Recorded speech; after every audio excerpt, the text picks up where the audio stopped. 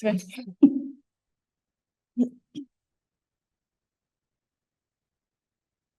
Okay, so good afternoon, everybody. My name is Einir Jones, and I'm recently graduated master's student from Cardiff University. As a part of my studies last summer, I conducted a research dissertation project with a title, as you can see on the screen here, is What is the nature of gender inequality among local councillors within rural Wales? So today I'm just going to be sharing a bit about the rationale, methodology, but mainly the results and discussion of the dissertation with you. So firstly, the rationale. On the ground in local councils, progress has been really slow since the 90s, but there was a seminal surge of women in the 2002 Welsh elections. This was an exciting period of change, and there's now a total of 36% of all Welsh councillors as women. But despite this statistical progress, the qualitative narrative continues to show a less favourable pattern for women. And these were especially seen in kind of rural councils and rural politics. So these are claimed to be, they were seen worse in rural communities because they were linked to more traditional attitudes that's seen in rural communities and behaviours that continue to strongly support the archetypal man. So these obviously patterns are not blind to Wales, and I thought it was important considering so many councils in Wales are all rural nature to kind of delve into this kind of aspect of it. And literature does tend to focus on urban and city areas. Secondly, there needs to be a range of various life experiences and different aspirations beyond the conventional white man in our councils. That's especially true considering that the chambers provide frontline services and decisions to the public that are essential for lives, especially for women. And lastly, central feature of feminist political science is a transformative agenda. So through revealing how the situation really is on the ground, we can have insights to what are the next steps to alleviate this and to make our councils better. So the aim of the project was to reveal a complete picture of the nature of gender power inequalities within our rural councils in Wales. And the objective to do that was to carry out a case study of one council. So I kind of divided my research into three sub-questions. My first question concentrated on examining the female councillors' experience of gender inequality to gain an understanding on how it affects their representation, participation, and experience over time and space. Secondly, I concentrated on women's style and attitude of doing politics, looking at significant representation, critical mass theory, and key actor theory. And lastly, I looked at the female councillors' opinions towards success and necessity of strategies to alleviate these inequalities. Just quickly a bit about the methodology. This was a case study, and I chose my council based on level of descriptive representation of women, the composition of political parties, and positions such as leadership and cabinet members. I used semi-structured interview as my data collection tool, and to sample, I used purposeful technique. That allowed me to choose my participants based on factors including age, political party, length of service, and senior positions, as you can see here on the table. And so I'll just go on to the results and discussion, which is the most important part of my presentation. So firstly, my first sub-question of women direct experiences of gender inequality within the council. In terms of descriptive representation, what I saw was that the council was generally still dominated by men, and the picture was still attached to this white retired man. However, there was a clear change throughout the elected terms of the 2010s, and this clearly developed into massive momentum for significant change in the current electoral term. They had the largest number of women ever, and many of the women described this as a threshold of a new chapter. So this static description that we've seen in past research from Charles and Jones and research in the early 2000s of the male, pale and stale people being councillors is kind of gone now. And it's nice to hear that rural councillors were not left behind as well. In terms of leadership posts and senior positions, the general opinion was that men were still more likely to get these higher positions within the council. Men were just more sure of their right to be in the roles. They were always more confident to put themselves forward, but women were always holding back and second guessing themselves. However, in this particular council, there was an active attempt for a general gender equal cabinet. This was specifically on the party's agenda. Um, However, it was not possible because a lack of women trying. However, the cabinet of this council is now composed of 6 men and 4 women. And that was a huge change from the last term, which they only had 1 woman in the position. And what I saw here was it wasn't just women that wanted that change within the council. It also came from men themselves, and so they can, which showed me that they can also be like critical actors. Um, I thought that was one of the most important areas from my research because it showed that um, men are not like blind to these problems as previous research kind of showed. And I didn't come across any research that showed some things like Alice said in this quote at the bottom here. A man offered her name in. I think this is for a cabinet position. And he said, every time we pick a white old man, and this needs to be a break from sedition. So the changes are actually coming from men themselves now, which I didn't find in any research before. What came up a lot as well, that was something that affected women, was this notion of the triple duty, which was coined by Hibbs in 2022. Um, this is kind of the notion where women have to balance professional work, political work, and caring responsibilities. What I saw in this council was very strong patterns of traditional division of labour, stronger than those found in previous research in urban councils in Wales, which showed kind of that rural councils are still behind, and communities in general in terms of the traditional division of labour. One of the problems with this triple duty was the time cost of balancing all these spheres. And it affected the female councillors. They experienced strains both physically and mentally. Some of the council's formal exercises, such as physical nature of the meetings, meeting times, and the out-of-hour nature of the work, had gendered effect due to the blindness to the responsibility of the domestic sphere of a woman. Some did say that the ability to do work remotely has now really helped a lot, but this was kind of not every woman said this. Some women said that it did help them, but then some other women said that this has magnified their responsibility in the domestic sphere and made like the work at home more blind and invisible. And one other aspect of the triple duty is balancing the professional job. And I saw in this council, because of the rural nature, a number of men tend to farm. I was not bound to the commitment of a 9 to 5 job, so it's easier for them to attend council meetings and so forth. And others were retired, and the retired women, they had much more caring responsibilities than retired men. These had massive effects on the likelihood that the women would stand for election, and there's a reason for them to stand down. I think these 2 quotes here show that. So Siwan said she waited until she was in her 60s to stand. She wanted to stand in her 30s, but it was difficult to juggle children, family, and sick parents. And Alice said if she had children the next 2 years, her attitude towards carrying on would change. Moving on to the culture we've seen in previous literature of sexism, macho culture, and bullying. There was a general consensus that there's no such close connection now to the macho sexist culture described. However, it's conveyed a lot more subtly and incorporated as microaggressions, micro inequalities, and micro machismos now. 5 out of 6 of my participants experienced some degree of gender inequality.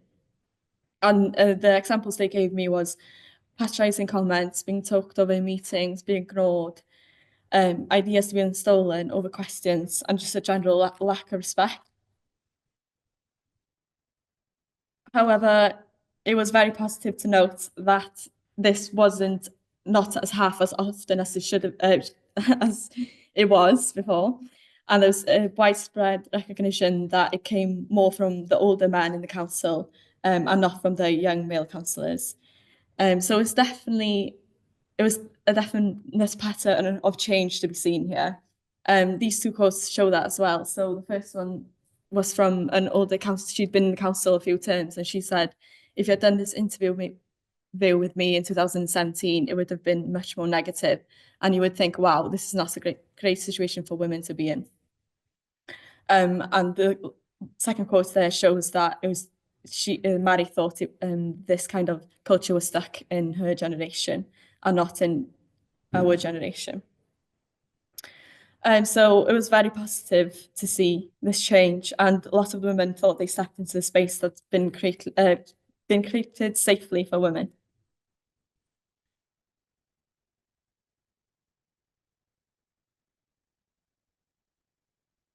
Something else that I saw in my research was there's a strong network of women had formed in this elected term.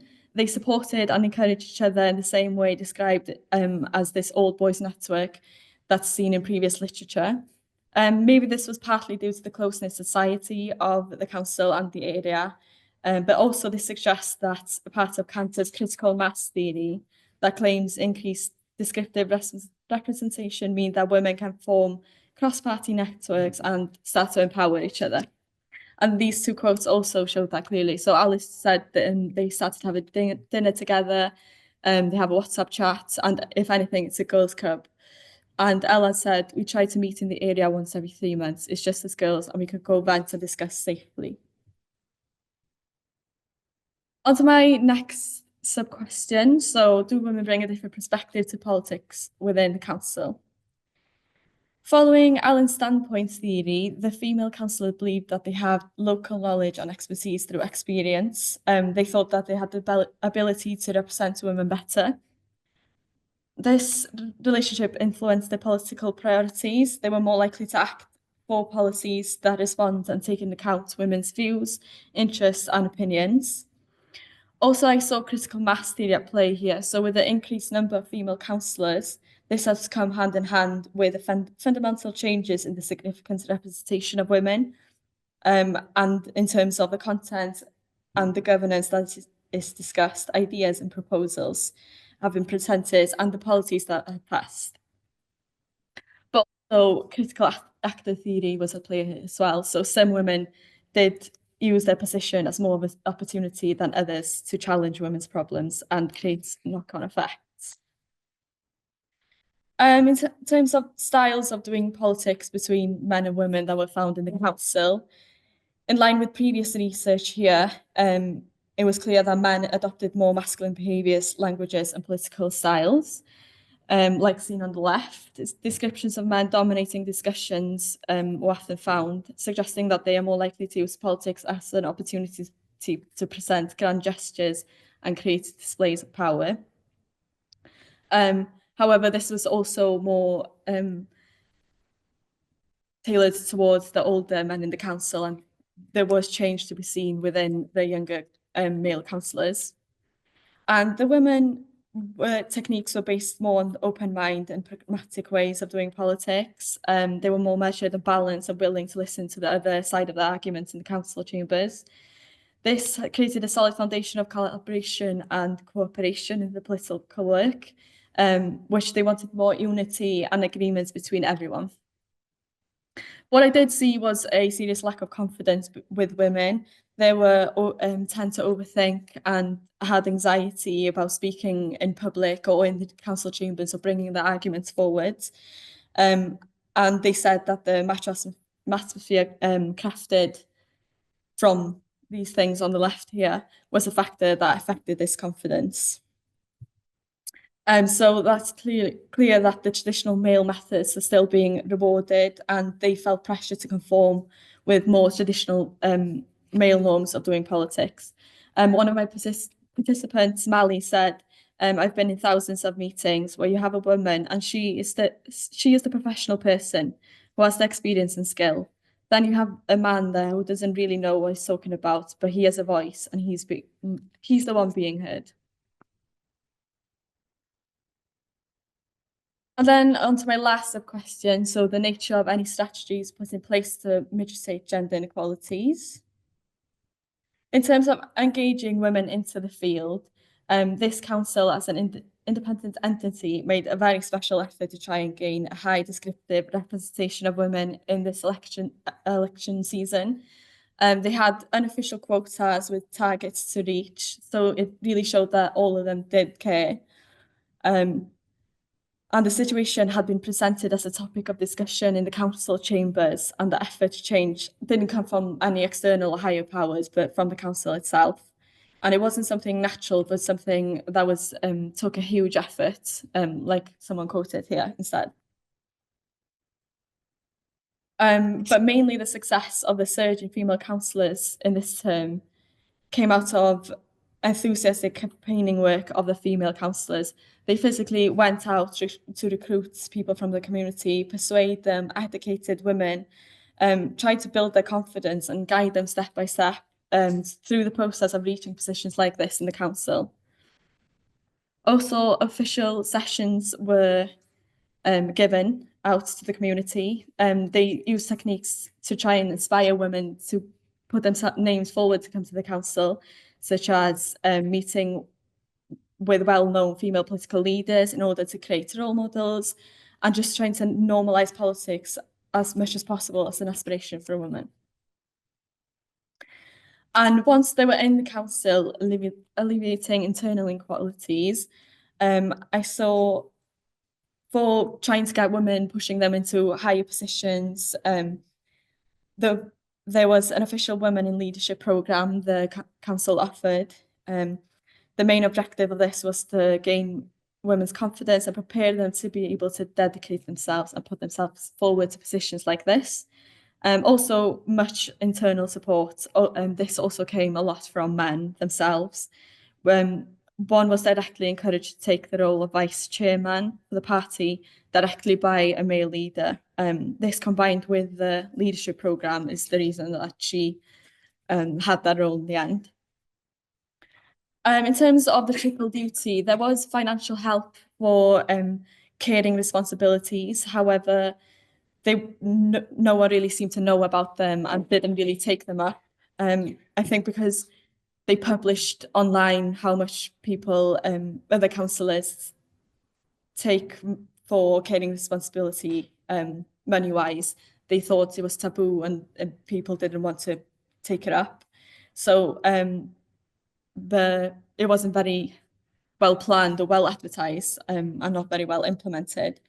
And in terms of strategies to alleviate sexism and misogyny, there was nothing in place. A lot of the women said that actions were not severe enough they thought it was too much trouble for what it was worth going through like a professional complaint. And so this subtle sexism and misogyny has created kind of a new problem where things can be kind of swept under the carpet without being taken seriously and leaving them to operate in silence. So to conclude, I think in this particular council, the landscape is changing. And that's especially positive to hear from a rural council, something that hadn't been really seen in research before, maybe not at a fast enough pace. The subtle misogyny and the triple duty remain the biggest barriers to women. And I thought critical actors and critical mass theory are big assets to changing the future. But like all of the other women participants I interviewed, they all agreed that there needs to be a more radical change. So thank you.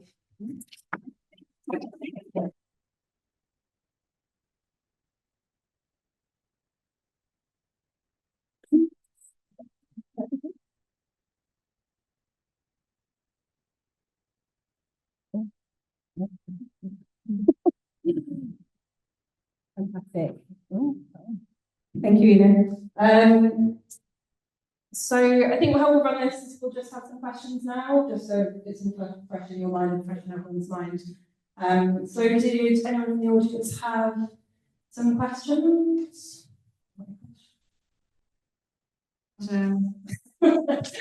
Introduce yourself and then Misogyny seems to be something we've done nothing to eradicate. And women are trying all the time to move forward and everything. Why isn't there mass education for men and boys? Because if misogyny was outcast, it would make everybody's life a lot easier.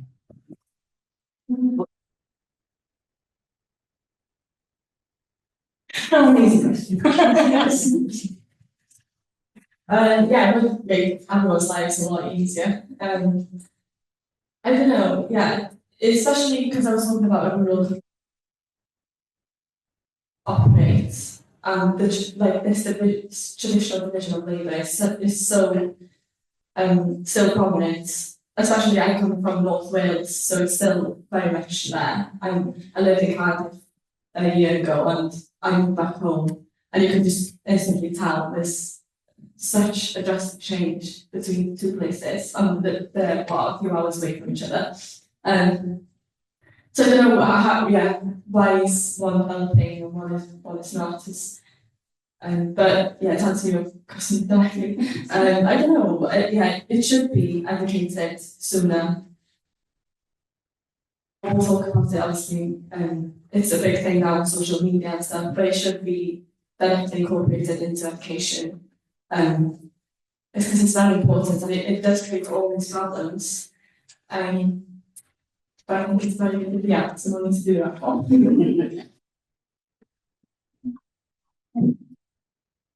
Thank you very much for the great presentations, Jane Crode.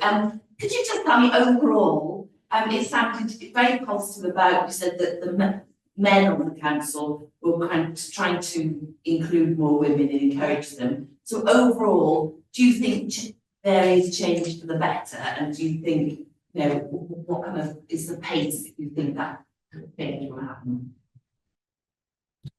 Yeah, there's a lot of positives from my research, to be honest, and I was quite surprised myself to see so much, especially the younger council, the councils who was elected first term, this third term, they spoke of the council in such a positive way, especially about the man, but also they did say it was going to be a couple of years, well, decades really, before they actually see 100% equality.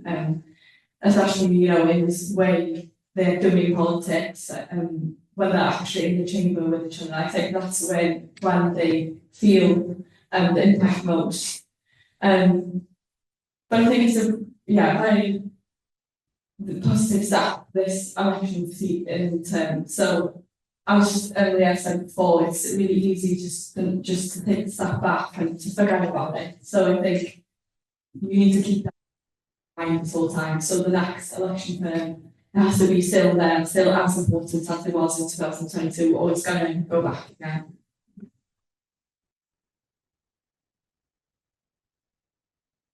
I know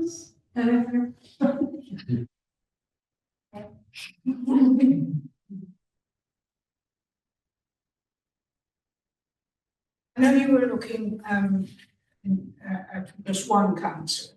Yeah.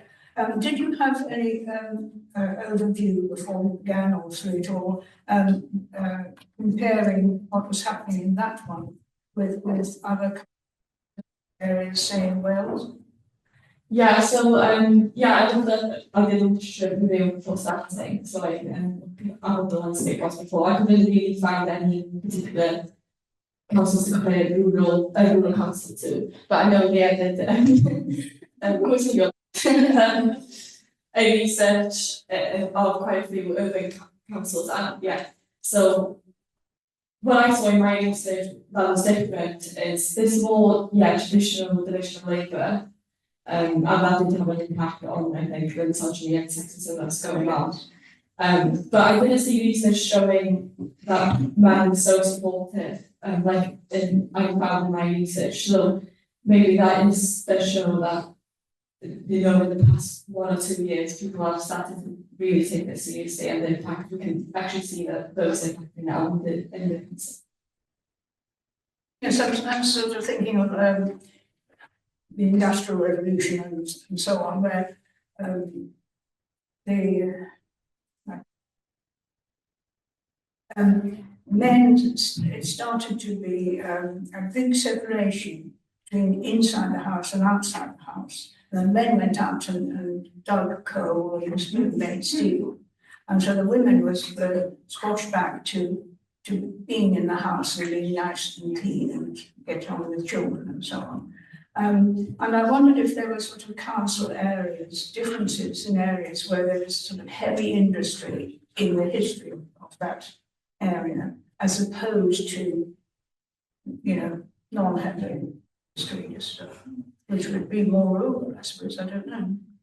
Yeah, I'm not too sure about that, but yeah, I think the cases that the traditional, like the sphere of the woman being in the house, it's still very much everywhere in society. It's still the conventional of society. But yeah, I don't have any castles to prepare, which is without making a case study, but that would be an interesting research. Your next. Yeah. Of our awardees, Elise Freeman, title An Inclusive Response